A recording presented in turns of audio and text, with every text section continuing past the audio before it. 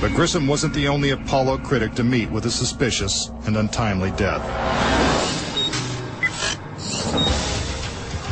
Thomas Ronald Barron was a safety inspector during Apollo 1's construction.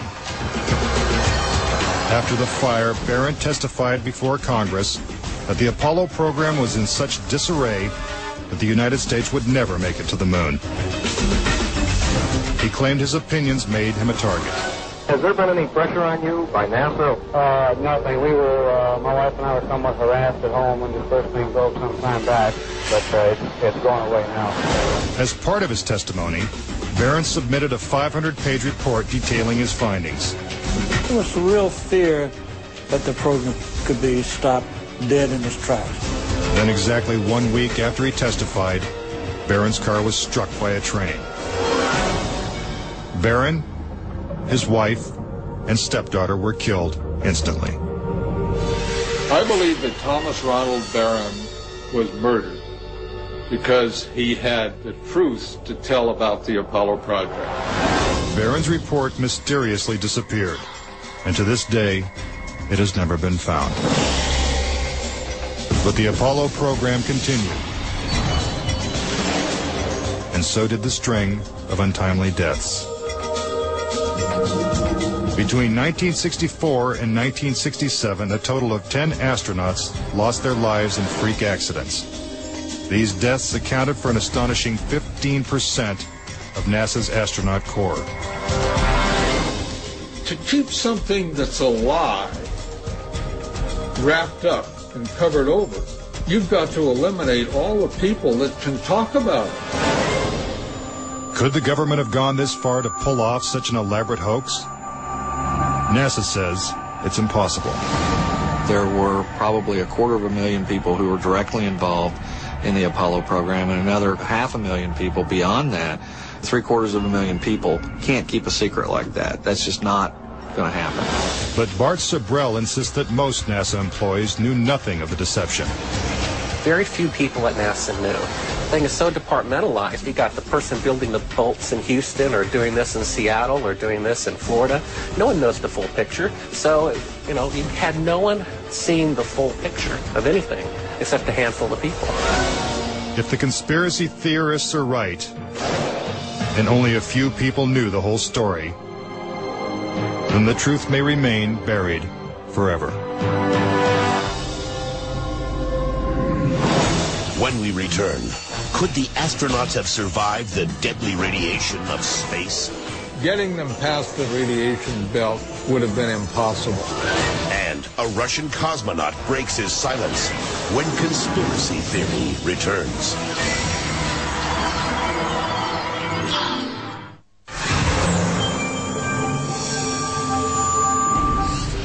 Suspicious deaths, evidence of doctored photos, and flags waving in the airless vacuum of space are not the only reasons to doubt that we ever went to the moon.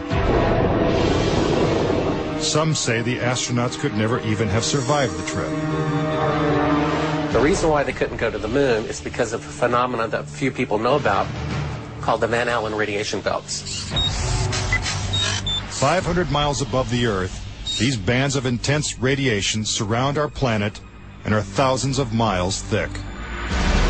Any human being traveling through the Van Allen belt would have been rendered either extremely ill or actually killed by the radiation within a short time thereafter. Other than the Apollo missions, no other manned space flight has attempted to pass through this deadly radiation. Every manned mission in history, Gemini, Mercury, Skylab, the space shuttle, has been below the radiation belt, all except going to the moon. To protect the astronauts, the capsule would have needed 6 feet of lead shielding, according to physicist Ralph Renee.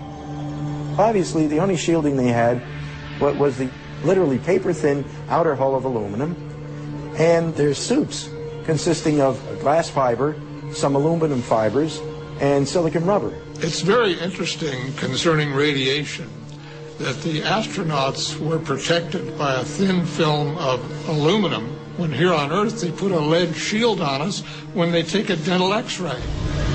Some theorize that if the Van Allen belts didn't kill the astronauts, even deadlier doses of radiation deeper in space would have.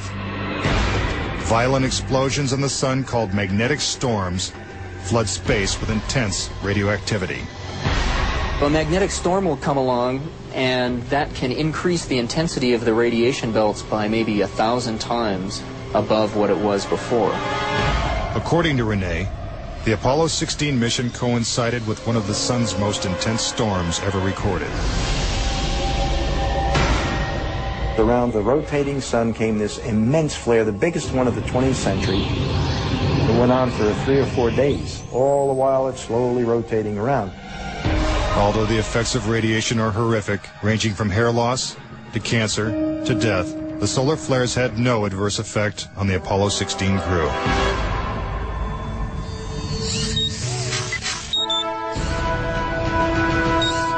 NASA had another problem, and one is that the moon's surface is totally inhospitable to man. You do it in the dark, and that includes any part of the shadow of the spacecraft itself. The temperatures go down to 250 degrees below zero. In the sun, the temperatures go up to 250 degrees above zero. Renee also theorizes that the astronauts' liquid-cooled spacesuits could not have provided sufficient protection from the intense heat and radiation.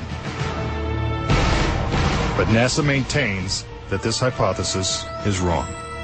The claim that the radiation on the lunar surface would have incapacitated or hurt the astronauts, it's equal parts bad science and a bad understanding of how we went about designing the equipment. The spacesuits that they wore were incredibly tough and very resilient to lots of different things. If those suits do what NASA says they can do, then I want to see them suit up a guy or two, put him into 3 Mile Island, the pit there that's still hot, and have them clean up the mess. But they can't and they don't.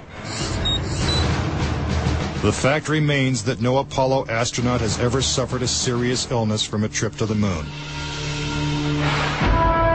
Could this be because they never left the safety of Earth's atmosphere in the first place? This is the main reason why the Russians never really intended to send the men to the moon. Was it the fear of lethal radiation that caused the Russians to abandon their plans to go to the moon? According to one of their chief cosmonauts, it was certainly a factor. Of course, we were worried to go out into the unknown of space. Of course, we were fearful. We had no idea how a human would be affected by the radiation. We suspected that possibly the radiation could even penetrate through the craft itself. Are the deadly perils of space proof that NASA faked the Apollo missions? To this day, the Russians have never sent a man to the moon. And we have no plans to return. A final word when conspiracy theory continues.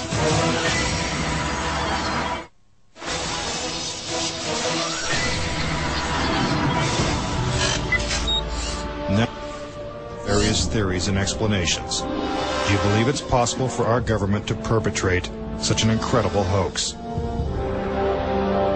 Is it conceivable that with its $40 billion price tag, the Apollo program was nothing more than the most expensive movie ever made?